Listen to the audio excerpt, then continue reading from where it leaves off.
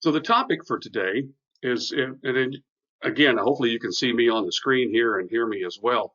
But the topic for today is adaptive leadership skills for the world we're in now. And what I want to do is have a discussion with everybody about some of the challenges we're facing in this new world we're in and how we get at those. It's, as I mentioned in the email, 60 days ago, I really couldn't envision us having this conversation. But the sudden progression of living and working in a distributed environment is now upon us. I mean, we are who we are, and we've got to figure out how to lead effectively in this distributed environment. Some people are calling it digital leadership. I'm not really a fan of that term. I like the term that I think is more effective in that we're in an environment where we've got to have more focused leadership. And that focus is really the subject to really what spurred me to share with you some thoughts here about what does it take to be an effective leader, to be adaptive in the world that we're in now. My thinking here is that in building a culture such as we're all in, of course, I'm doing shameless book promotion. I try not to do too much of that today, but in building a culture where people are all in this environment where we're going to have to work and in many cases from where we live. The home and work environments have now merged. We've fused them, whether for better or for worse. And I think it's going to be better if we are willing to adapt to that environment. So we've sent you a worksheet today. I think many of you hopefully have downloaded and printed it where you can take some notes. I'd encourage you to do that as we have the conversation today. And then in the GoToMeeting screen that you've got, there should be a chat button, and you can, send us a question via chat when we get towards the end of it. I'd ask you to hold them until then, and I'll get to the Q&A portion of the discussion. And if we don't get to everybody in the course of the 60 minutes that we're allotted here for this conversation, then please email me the question subsequently, if you would. Everybody, I think, should have my address, robert@level5associates.com. And I will circle back with you. So you'll get an answer to your question, whether you get the answer during the course of this webinar today, or you get it via email after the fact. And I think where we can go with this webinar series is, what's going to meet your needs most effectively. We'll follow up with each one of you with an email Happy Meal summary of what we've discussed and ask about the specific questions or challenges that you may need to address. Because everybody in some ways has some unique challenges. And I know that. What I thought about when we were developing this webinar today was that first I would share with you some thoughts for 30 minutes or so, give or take, and then we'd open up the forum for some questions from your end, again, via the chat button on your GoToMeeting screen. But I really thought of the Big Six as being the baseline of where our adaptive leadership model resides. Many of you have had the opportunity to talk. We've had a chance to talk about the Big Six principles. For those of you that haven't had a chance to be exposed to them, you will be in the next 30 minutes or so, and hopefully give you a chance to process what they mean. But these are enduring principles, and I don't think we should reinvent new principles for the world we're in. I think we need to adapt the ones that have been proven. And I have been exposed to the Big Six for many years, most frequently by screwing them up. From learning for that. So I'm going to, share with you the fact that these principles I learned because people were good enough to teach me, to let me fail, to give me some opportunities to grow. And then even despite their wisdom, I sometimes went out and screwed them up anyway, and then had to learn it that way.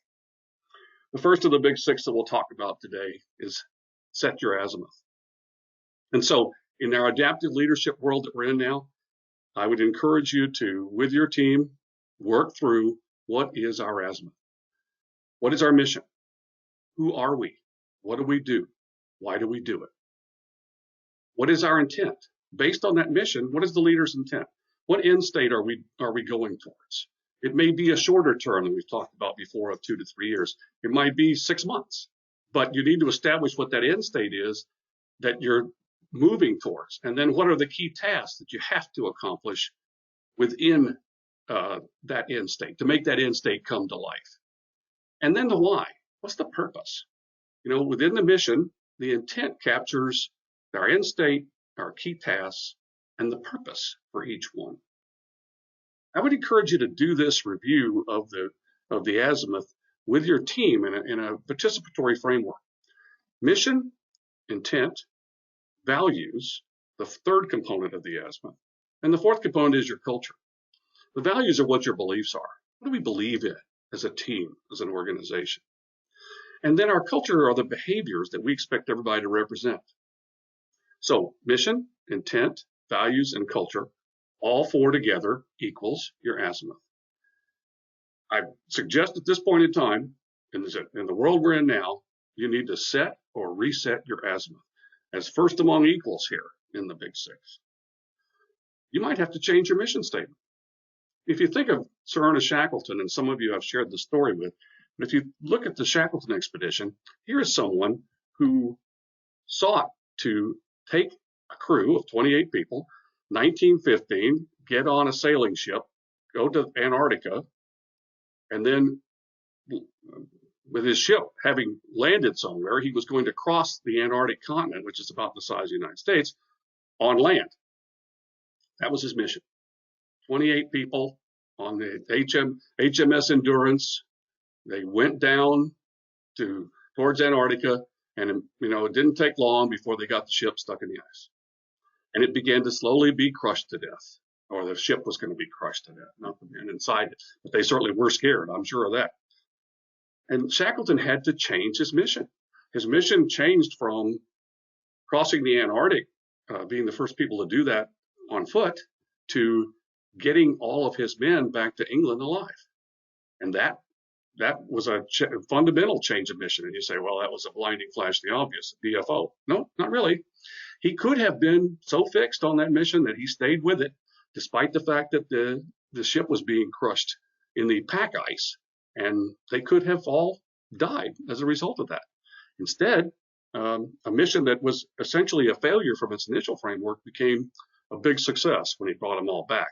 And for that, he is widely renowned as a great leader at that moment in time because he adapted his mission to the circumstances. So you may have to change yours, but the key in setting or resetting your azimuth is to do it deliberately. Don't just expect that this is going to happen because you sent out an email or you said it one time during a meeting session. In fact, once you have your azimuth reset or initially set, I think it's going to have to become the drumbeat of every session you have with your leadership team. There's a rule in the Army and in corporate world about the 7 times rule. If you want someone to really understand the message, you have to share that with him or her at least 7 times. Well, I'm going to tell you, I think the rule is 70. I think you need to share it 70 times. I've tried 7. Well, 7 really doesn't work. You need to have your azimuth, the mission, the intent, the values, and the culture as the drumbeat of your organization. Some people have asked me, well, Robert, what's an example of values and how it relates to culture inside that azimuth? I'll give you an example. In many teams and organizations, they have a set as one of their beliefs, their values, is that we value respect, and respect is regard for others. So I think you have to define the value in order for everybody to really understand it. And so what is a cultural behavior that would represent that belief, respect? One of my favorites is we do things on time. Does that indicate respect? I absolutely think it does. When you value others' time, you indicate that you respect them. So you've taken a belief and translated it into action. And then everyone has to hold themselves accountable to that. And I think you have to have that drumbeat as part of the way you do things 70 times, maybe even 700. Who knows what the future holds? We're in a frightfully uncertain world. And the more we have, the more clarity we have in who we are and what we represent, the better off we're going to be. Pure and simple. But this is not going to be easy. If it were easy, anybody could do it, particularly when you're looking at a screen and trying to speak with people with a visual image and an audio signal without the level of body language that we're used to. If you think about many teams that you've been part of and we're part of now, many of them operate through that body language interaction, that camaraderie that's made us so powerful.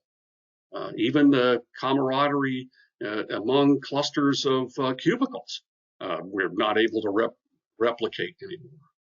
So I think that setting and resetting your azimuth is going to be fundamentally important to help bridge that gap, where the virtual environment, we're bridging the gap and adapting a virtual environment towards that more personal interaction. And I think it's going to be based on how intensely we do it and how often we repeat it. The second principle of the Big Six is listen. We've got to get everyone involved in the conversation. We really need to now internalize what Stephen Covey said about listening with the intent to understand and not with the intent to reply. It's fundamentally important now that when we have conversations with each other in these sessions, whether they're one-on-one or as a team, as a collective team, we use the back brief to confirm what we heard. We've got to ask the right questions. Yep, we've talked about power questions, and we'll talk some more about them here in terms of asking people questions that are meaningful. But some of those questions may be a little different than we've been used to asking. For example, are we doing a regular check-in with our team members, with our key leaders? One more shameless promotion here. Last week, I wrote a blog called Colby and talked about having a telephone tree kind of idea where we called individual members of our team to check in with them to see how they're doing. So part of our power question architecture now in listening is going to be asking more deliberate questions about how they're feeling. How are they coping? What are they doing to establish a routine? What are their biggest challenges? What are your biggest challenges you're facing? Some of them may be personal as well as professional. We're now merging the environments. So, it's much harder to say, well, I'm just going to take this challenge to work and I'm going to leave this challenge at home because the two places are synonymous. You can see around me, I'm now sitting in my exotic home office. Well, I wouldn't say exotic, but it certainly is a different environment than in many places I've been working over my career. Another power question is, asking our team members, is there anyone close to you that we could pray for or that needs some help in some way? We've got to get a little more, I think, personalized in some of the questions we're asking and then listening to those answers. And then what can we do to help you deal with the challenges that are there? Oftentimes, we don't really ask people where they need some help, but many of us do. And in this environment that we're in, we've got to become more and more comfortable sharing with people on a screen and in a voice conversation or just by telephone some of the challenges that we're facing and encouraging people to share those with us. Because I do think that there's a lot of anxiety out there and that we need to be more effective listeners. We need to become more listening leaders in adapting to the world that we're in. And oftentimes I found that meetings were places where people sort of checked out until it was their turn to speak. We can't have those kind of meetings anymore. We've got to start developing meetings that are truly meaningful. And we'll talk more about that here a little bit more in the session. The third principle is trust and empower.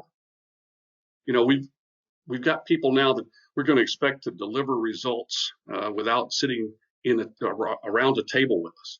And it's more important now that we have a meeting discipline which helps to empower others. We want to send out agendas in advance. We talked about that before, but rarely does it happen. We got to do that now. We've got to direct some questions, some of these power questions to people to bring them in and deliver their answers during the sessions. And then, give them the ability to be innovative, to provide their ideas, establish the ground rules. I call them FARs, which is, an Army term for flat ass rules. But, you have rules for meetings that everyone abides by. In some cases, your ground rules, I've seen organizations where people actually sign, they sign their commitment to those ground rules. You've got to provide an environment that's psychologically safe for people to respond, and sending the agenda ahead of time, challenging them individually with questions, and then listening to the results that you get. As I mentioned earlier, back briefing the team on what you think you heard or the individual, if it's a one-on-one, on what you think she said, what you heard. That helps them understand that they are free to communicate their ideas as long as they're done within the spirit of our azimuth, our mission, our intent, our values, and our culture. I want to know what you think, and I want to know why you think that way. And we may adopt some innovative approaches that, I might not be my idea, but if I'm going to be the leader of this team, I have to support the members of the team. And earlier I've talked about ideas like a decision tree, where you say, okay, these are the decisions I make, and you list those decisions, and then the rest of them are yours. That takes some courage to do that. And now more than ever in this world of anxiety and fear, we've got to demonstrate that personal courage that says, I'm willing to underwrite some of your ideas. I'm going to listen with the intent to understand. I'm going to trust and empower you to accomplish some difficult tasks that I would have probably earlier in my career told you what to do. Now I'm going to ask you within our intent, what do you think we should do? And how should we go about doing it? And when you allow them to process some of the questions in advance and then present their ideas during the session that you're together and listen carefully and use that back brief tool to confirm what you heard and even underwrite some ideas that might be a little different than what you had, I think you're going to find that the buy-in level goes up. And as the buy-in goes up, the commitment goes up, and so does the accountability. We've often thought of accountability as a top or down, vertical process. I don't really think so. I think accountability is really a horizontal process. The most powerful form of accountability is mutual accountability. When people hold each other accountable because we have made a commitment to this team and to what we're doing and to our mission and our intent and our values and our culture, and we're going to get through this. That level of buy-in is going to be an enabler for us to achieve far more than we could if we simply defaulted to the fact that this is hard and I'm a little anxious and I'm not sure how we're going to do what we've always done and be successful at. The fourth principle that I've lived and really believe in now, that we can adapt to the environment that we're in, the world we're in now, is doing the right thing when no one's looking. Part of this is by being vulnerable. I think people want to do right more often than not, but sometimes they're afraid to because they might not get it right. And if you're willing to admit the fact that you don't know all the answers and you need some help and you've oftentimes screwed this up too, that's going to help. I think it's going to help them understand that by trying to do the right thing, there may be some failures, and we're going to underwrite some failures. And instead of asking questions like, "What were you thinking?" we need to ask questions of each other when things don't go well. It says like, "Okay, so what did we learn?" Think of the difference in those two questions. What were you thinking versus what did we learn? If we become more of a learning organization, people are going to want to do right. I rarely am around people, and have been in my career, who really wanted to do wrong, who wanted to harm others, who wanted the organization to fail. Goodness knows, I don't think we're in that environment now where people want to fail. They're uncertain and they're fearful. I think in many ways we're anxious about the future. But if we believe in each other, we believe in doing right, and we espouse that not only 7 times, maybe 70 or even 700 in the way we do things, people are going to want to belong. And I believe that wanting to belong is one of the most powerful elements of human interaction. We want to belong. We've got to have I guess you would say, the ability to fail forward and learn from it versus find someone to blame. That's the kind of culture that you've got to nurture now more than ever. The big 6 were relevant 6 months ago, 6 years ago. But I think they're relevant now, and we just got to find more ways to adapt them to our environment. You got to support doing right by friends and family too. When we ask questions, and we talked about altering some of the power questions to be more personal and expose more of people's inner feelings. I think we've got to support the fact that, people have got families that depend on them. We all know that. But I think we've got to be focused on the importance of family now more than ever. And we've got to become more of the extended family of an organization too, of a team. Because I think that as the lines are blurring between home and job, I think some of the lines are blurring, and for the right reasons in some cases, where our values and priorities lie. So we got to honor and respect that. And we'll talk a little bit more about that in a minute. The fifth principle is when in charge, take charge.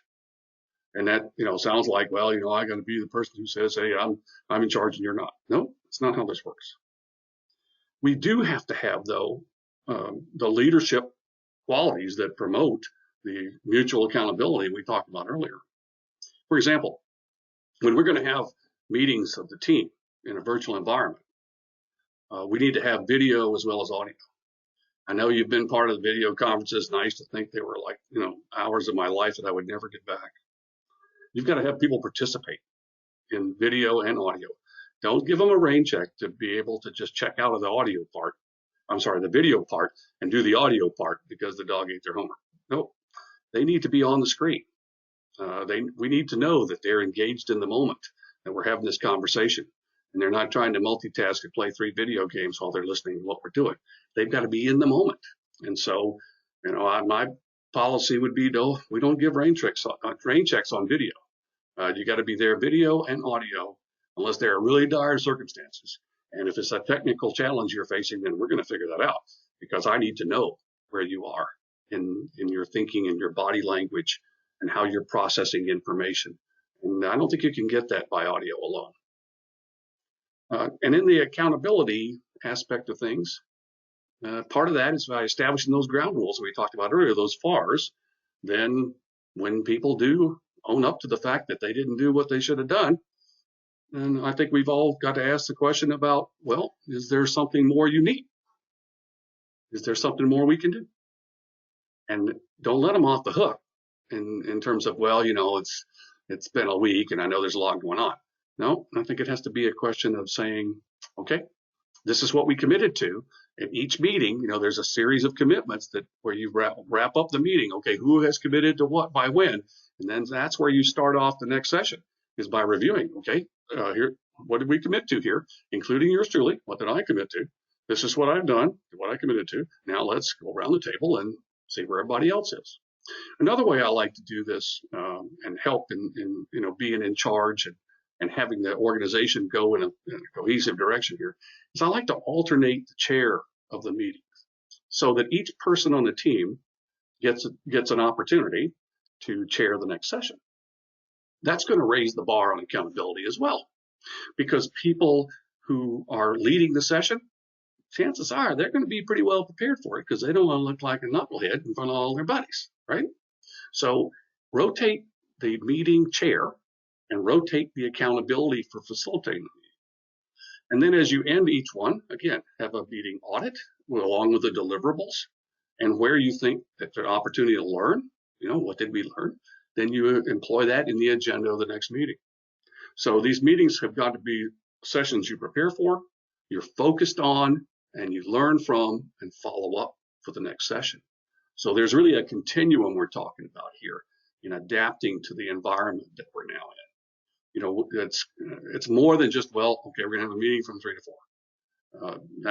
That's not good enough. You've got to prepare in advance.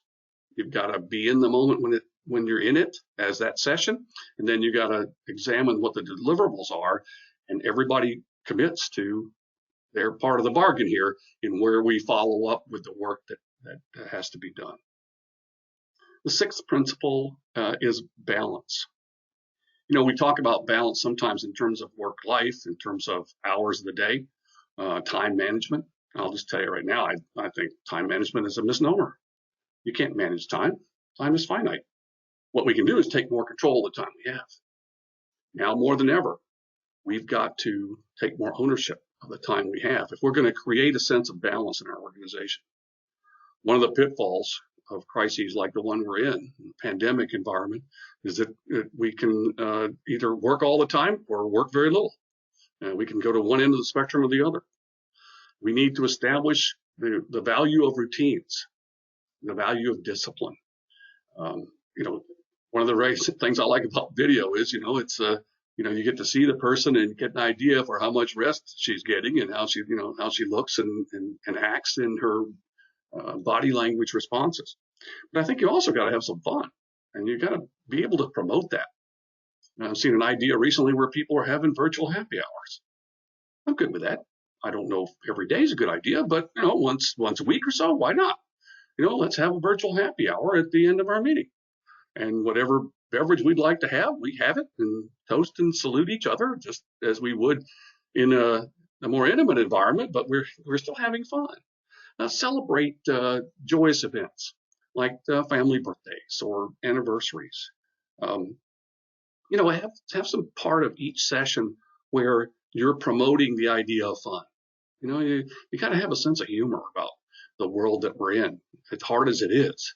I think we've got to believe in each other, and we've got to have a sense of humor, and we've got to value the fact that we need time with our families and we need time to work, and we've got to establish a discipline of both and respect for both.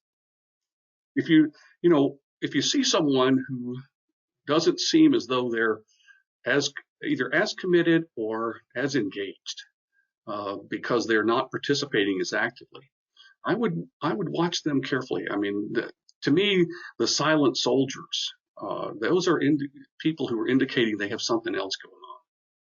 I like the idea of having battle buddies, where everybody on the team has a battle buddy, everybody in the organization. That battle buddy is someone who looks out for you and might not be in your chain of command. In fact, I'd recommend they're not. Peers is the best way to establish battle buddies. But battle buddies should have a check-in system with each other. And when you see that there is a silent soldier in the ranks, ask the battle buddy to circle up with him and see what else may be going on. Typically, if someone's not engaged, it's not just because they're an introvert. It's because something else is happening, and their life may be out of balance, not just in their focus, but in their energy levels. We've all got 4 levels of energy in us: physical, emotional, spiritual, and mental. Those battery levels have got to be charged. And if we don't have them charged, if 1 or 2 of them gets pretty low, then our behavior and our performance are direct outcomes of that lack of balance. Balance is a matter of energy and not time. But we need help. We need help in times like this more than others. And I think a battle buddy system will really pay off for you in people developing stronger relationships with their battle buddy, and also indicators of someone who may be in trouble before things get seriously worse. So the big 6 principles are not rocket science. I didn't invent them. In fact, I don't think I've ever had an original thought. I learned from people who were, wise enough and kind enough and thoughtful enough to lead me to understand them. And I'll never be able to completely repay them for what they have done in that regard. But I would encourage you in this time frame we're in of challenge and uncertainty to start taking these big 6 principles and employ them in a more adaptive framework to where we are and what we're in. And when it comes to setting and resetting your azimuth, develop effective listening skills, such as the back brief we talked about, the agendas published in advance, and the listening where you're listening with the intent to understand. Think about how you are trusting and empowering your team. How are you delegating both, the authority for people to come up with ideas, make decisions, do things that you're going to underwrite because they're for the greater good and they're within the azimuth of the organization. Do the right thing when no one's looking. Be vulnerable. Be interested in the moment. When someone speaks, pay attention. Follow up. Watch for the warning signs if someone's off the grid. When in charge, have scheduled discipline. Expect people to deliver products and input at certain times within a certain framework, because we need that discipline in our lives. We want to belong, but we also want to belong to a team where we have a role to play, where we know where we fit. And inside the mission of our organization, I know that here's what I'm doing that fits within the mission of the organization. And then in terms of balance, think about those energy levels and how you nurture them. Watch for the silent soldiers. Establish a battle buddy system where people check on each other. As I mentioned earlier, that there should be I think, a call system where leaders check on their team members individually. But the battle buddy is someone who checks both formally and informally, and keeps an eye on people to make sure that if they need help, they're getting help, or if there are warning signs about their battery levels, they can do something to help them recharge a little bit, and then have some fun. I mean, life's too short not to have some fun. Think of ways you can have fun. The virtual happy hour is one. Celebration of birthdays and anniversaries. Sometimes you could wear funny hats. I mean, there's all kinds of things you could do to lighten up the moment, knowing that everybody's got a lot of anxiety back there somewhere. Okay, so that's some of the adaptive tools I want to talk about in today's webinar based on the Big Six principles. And what I'd ask you to do now, if you'd like to, is go to your chat button here and text in a question for me, and I'll address them in sequence here. How's that?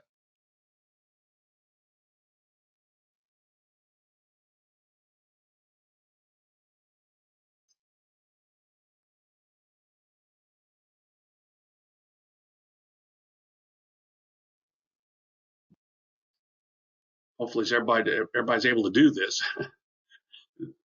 Send a message on the chat window.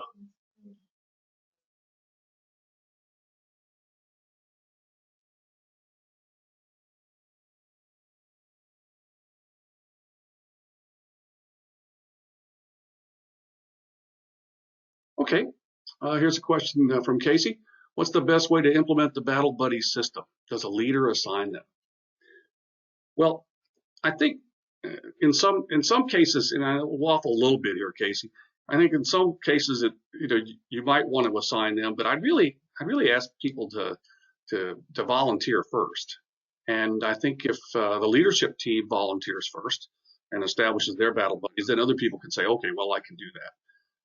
But I would tell you that volunteer is the best way, but I think it's important to have them. And in some cases, you may have to, we used to say in the Army, voluntold. Some people get to be voluntold for battle buddies, but it's going to work a lot better if it's voluntary, in my view. Let's see here, Nanette. How do you feel about skip level check-ins with indirect reports? Well, I think what you're talking about here, Nanette, is to checking 2 levels down. I personally like it as a tool. You can't use it all the time, but checking 2 levels down is one way to reinforce the leadership of your direct reports. So if you approach it that way and not as a gotcha on whether or not your direct reports are doing what they're supposed to do, then I think you can get some real traction there. What I like to do in 2 levels down is check on the value of the one-on-ones that they're having, with their direct reports. I think one-on-ones are the most important meetings that you can have. And when I ask 2 or 3 levels down what they find most valuable about the one-on-one, sometimes I get some less than interesting responses, which tells me I need to go back and reinforce a little bit more of the value of the one-on-ones. So Dana, you said our work culture is heavy on relationships, and dropping in on one another in the office setting is the usual pattern. How can we mimic that in this tech culture where meetings aren't spontaneous or casual? Well, I think that's where, again, we've talked about the call list earlier, Dana, but sometimes you just pick up the phone and call somebody. It's not scheduled or announced. I would maybe text them first and say, hey, you got a couple of minutes to talk? And that way, if they do need to step away from the puzzle they're putting together, which I understand is like really powerful right now, everybody's doing puzzles, they can step out and talk with you for a few minutes. But I think more spontaneous, the better. And that gives it that sort of spur of the moment type effect with people is the way I would go at it. I'd do 3 or 4 of those a day. Yeah, and FaceTime I think is a good idea too, in addition to text and calling. But again, some people have that capability, and I think it's good because you do get the visuals with audio, as I talked about. Let's see, Thomas here. What is the best way to deal with some of the fear and uncertainty that many on our teams have? Well, that's a powerful question, Thomas. The anxiety level, the fear factor is very strong among people, and it's oftentimes we try and hide it, behind something else, a facade of some kind. In my view, the best way to get at this is to reinforce the drum beats of the organization. You remember we talked about the azimuth, the mission, the intent, the values, and the culture. Every time someone does something to reinforce our mission, our intent, our values, and our culture, I think you got to recognize that. The second part of it is, I think you've got to ask questions where you're going to get meaningful information and listen to the answers that you get. When you ask someone, what's the biggest challenge you're facing? You may get some responses that are outside the lines of your particular technical responsibilities or the corporate mission that you're on right now. And be willing to listen to those. And sometimes people don't want you to solve their problem. They just want you to listen to what they have to say. Empathetic listening is the most powerful. That's the kind of listening where you really do care about what someone is telling you. You may not be able to fix it, but you're willing to listen to it. And I think that's where you can reduce some of the level of fear and uncertainty by giving them the chance to share their thoughts and ideas and concerns with you. Linda, as we know, we're all looking at ways to lessen the anxiety level of our employees and ensure they trust all we're doing to keep them safe and enforce CDC guidelines, preventive measures. Your thoughts? Well, I think that we have to walk the talk in the way we behave to honor the rules of engagement right now among people. We've got to make sure that we do, when we're out and physically interacting, we do it from a distance, that we reinforce and practice the hygiene practices that are being, the CDC is promoting right now. You've got to be very conscious of, your hygiene of washing your hands and touching your face and those kinds of things, and talk about those preventative measures on a regular basis to help promote the behaviors that you expect others to represent. That's part of respect too. Being on time is one part of it, but I also think that, demonstrating respect for others is when you follow those hygiene practices very deliberately, so that people know you're trying to protect them, you're trying to look out for them, and we're doing the right thing when no one's looking. That's part of that walking the talk, I think, that we need to do, and we need to make sure that with our team members that they understand the importance of the greater good. We're not following these procedures of isolating ourselves and things because it's a good idea for the nation as a whole, but it is. I think we're following these procedures so that we look out for the ones we love and care for, and we don't facilitate the spread of what's an insidious viral infection right now that we're working our way desperately through, and our medical and other professionals are just doing heroic work to try and get us through it. We need to do our part too, and we need to promote that every day. Let's see, Sunita, would you consider inviting all team members to virtual social meeting every week, a forced enforcement if their manager is setting up? Well, I believe that there are some virtual meetings that we should make a requirement. As far as virtual social meetings, I would be more selective about that and just kind of entertain the idea that we want to have some fun together, and we'd like for folks to join us and talk about what fun things they'd like to do, and then let's support doing that. And at least as members of the team, we expect you to tacitly support them, even though it might not be the number one thing you'd like to do right now. There are other people on the team who might really benefit from it. And so if we sacrifice a little bit to spend an extra half hour on a session to promote a social gathering, then let's do that. It's not too much to ask in this day and time, I don't think.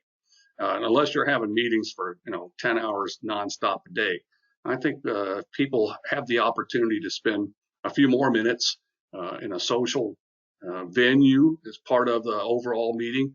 They're not going to object to that too much, particularly if they know why. If you explain the why. How can we? Let's see, Shireen. How can we get the buy-in from our direct reports with regards to horizontal accountability? I believe the way you get that buy-in, and it's not going to happen overnight, is through this one-on-one forum I was talking about. The one-on-one sessions are where you and your direct report really have the opportunity for a conversation that other people should not be in on. And I think that's where you build the trust as well. But as you ask the power questions of them and learn about what their concept of accountability is, I think that's going to inform you in some ways as to how you can promote their sense of that accountability. Or if they lack that sense of accountability, you can help them understand how important it is to have it as, horizontal accountability, as you say, mutual accountability, how important it is. Oftentimes, I think folks don't understand the value of mutual accountability. They think it's, accountability, again, is just a gotcha technique. Instead of, hey, we've all got obligations here that we're committed to. And the benefit of the team is only going to be realized when each of us pulls our weight. And I think as you socialize them to that idea, they're going to become more supportive of the concept of holding each other accountable.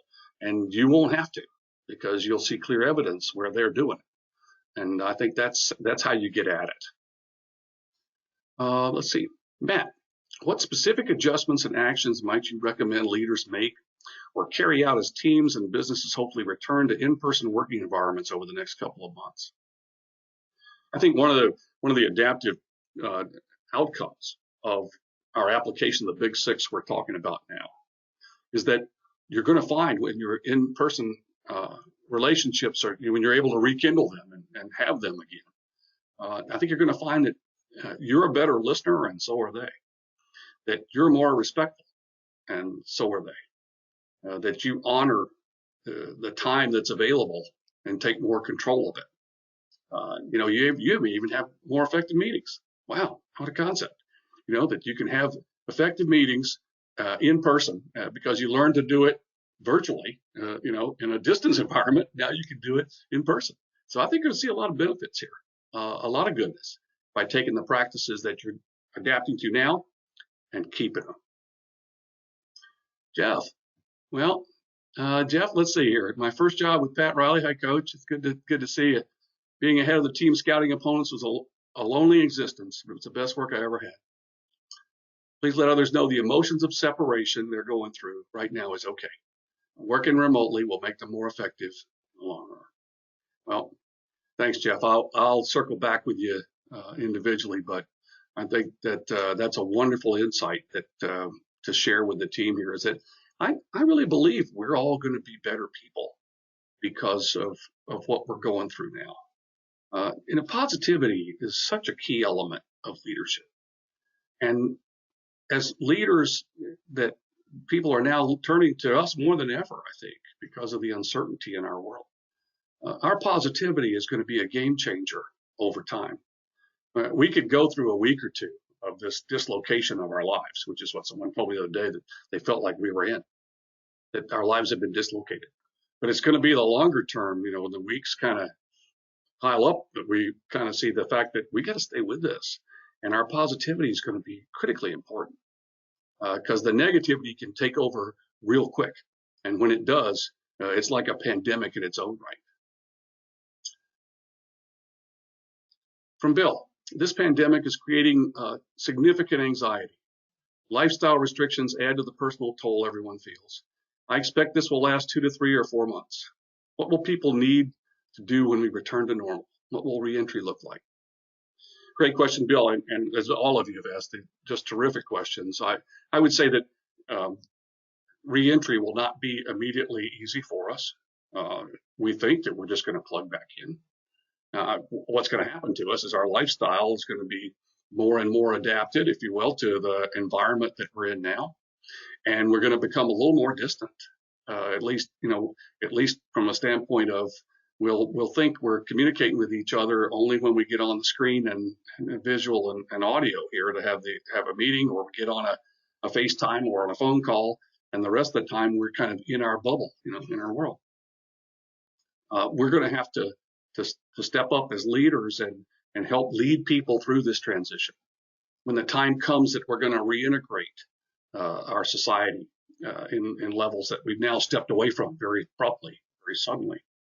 Our leadership talents are going to be called again to lead people forward into reestablishing these individual relationships and reassuring people that, our face-to-face interactions, our small group interactions, the goodness of those experiences. We haven't lost those. We're going to regain them now. I really believe that some of the most powerful moments in my life was when I was around other people in a physical environment and I felt the energy of the group. We're going to lose some of that now. Some of that energy is going to dissipate.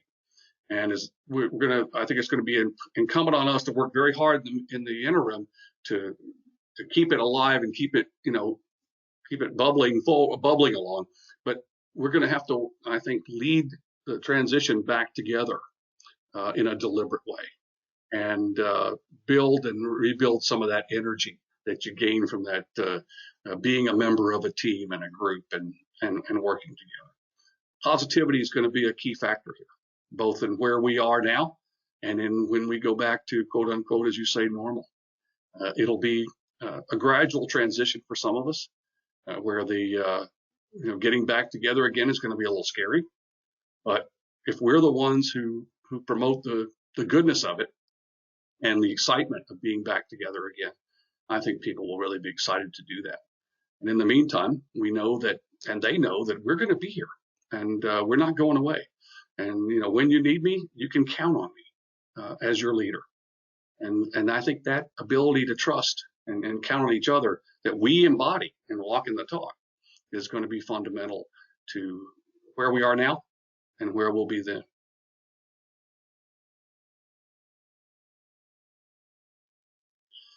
Well, I don't see any other questions on the screen here. We'll wait a couple of minutes and see if you have anything else. I really appreciate the quality of your input here, folks, and I value the questions and your approach to what we're doing. And if you want to continue these sessions together in specific contexts, please let me know. But I'll be glad to do them as long as you'd like to, and in whatever context you'd like to. Here's another question just came in. What non-monetary rewards do you recommend to reward the team? Well, one of my favorite tools in terms of rewarding people is to recognize them in front of others. You can do that in the meeting sessions that you're having by, again, you have a particular time during the meeting where you recognize goodness. Who's a hero, a champion here in promoting our azimuth, in promoting our listening skills, in promoting our trust and empower. Those kinds of, you can use the 6 as sort of segues into recognizing people. My other tool that I really value is the handwritten note. It doesn't cost much to get a piece of stationery, and if I can find one of my note cards, I'll show it to you. But that's something about this size here, right? And write a note to someone and say you value them and what they're doing to contribute to the goodness of our team. It may take you about 20 or 30 seconds to write it, and then you put it in an envelope. You can get something else. This is called yeah. These are stamps. Okay, put a stamp, an envelope, and mail it to someone. We got the great heroes out here in the Postal Service that deliver mail every day. Write a personal note to someone and tell them you value what they contributed this week to the project or meeting that you're having, and see what happens. I can tell you that in my experience, people have collected those handwritten notes and kept them. I had one person that actually made a scrapbook of them, which I was very touched by. But that's a tool for your toolbox that makes a big difference. Here's one from Lydia that says, what tools and techniques do you use to stay positive? That's a great question, Lydia. I would say that one of the tools that I use is I do some self-reflection every day. I have about 10 minutes of time where I audit myself and basically say, okay, Robert, what have you done to contribute to your personal mission statement? And I have one of my own. We could talk about that in another session if you like. But I have a personal mission statement of who I am and what I represent, and I audit myself every day. What did I do to fulfill some portion of my personal mission statement? And I think that kind of helps me stay within, Jimmy Buffett says, within the navigational beacons, if you're familiar with him. Famous philosopher, right? But the idea here is to pump yourself up, right? Like Hans and Franz, pump you up. You got to give yourself a little pep talk every day and do an audit and say, okay, am I being positive or am I letting things get me down? Am I going to be one who, is always wringing my hands in a positive manner? That's really not the person I want to be. So I would encourage you to use a personal audit every day to see if you are indeed staying positive.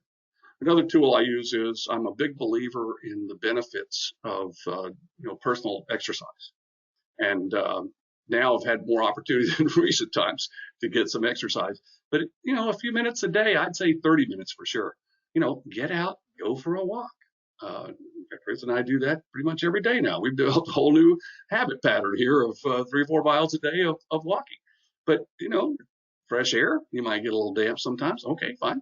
But that helps you stay positive because you're keeping those battery levels charged.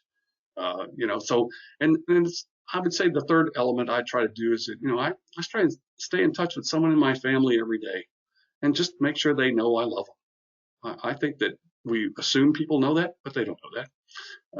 I've never met anybody who's ever told me that they told their family they loved them too much, or too often.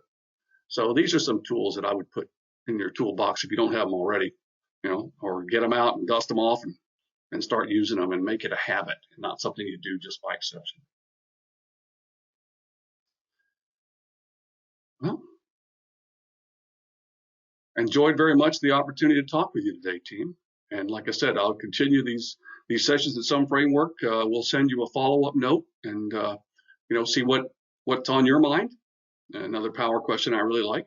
And we can structure some future webinars accordingly, or we can talk individually if you like about some tools in your toolbox or the challenges you're facing and how we can get at those if I can be of service. Sometimes when you're inside the wire with your own team or organization, you become a little myopic and a fresh set of eyes and ears doesn't hurt. So if that'd be valuable to you, let me know and I'll be glad to do that. Okay, well, it was great talking with you today. And like I said, we'll circle back with you soon. Encourage you to put some of these adaptive tools in your toolbox and bring them to life because the people you serve deserve no less. God bless you all. We'll see you later.